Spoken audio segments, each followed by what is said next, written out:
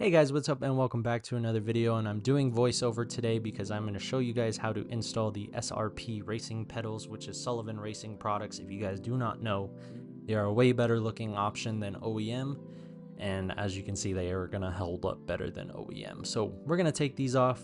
A cool thing about these pedals, if you guys do not know, they actually come with a heel toe plate, so it'll make heel towing in your car a lot easier, and you can add on the extra dead pedal if you would like.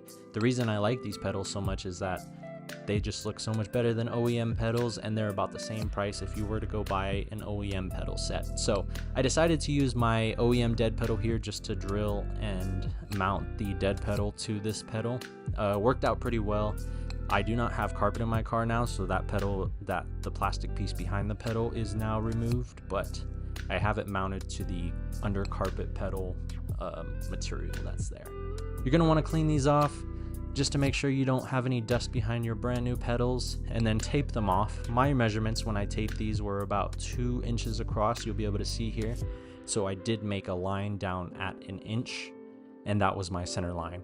Next, I lined up the pedals where I wanted it to and used a Sharpie to mark the holes that I wanted to drill out, and then used a center punch to go through those holes. You're going to want to use a 16th inch bit, which I'm showing you here.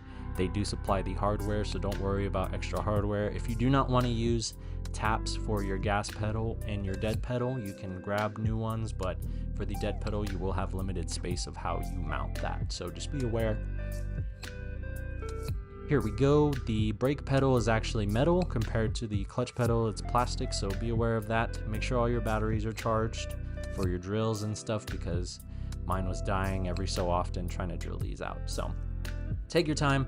I was a little bit scared when I did this too, but it ended up being a great install.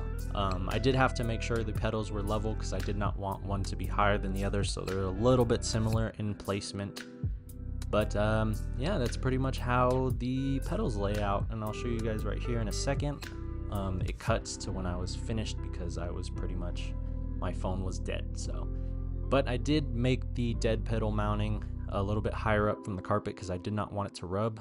Go ahead and pause the next clip. You'll be able to see my screw placement, just in case you guys want to follow along and do exactly what I did, then you can do that.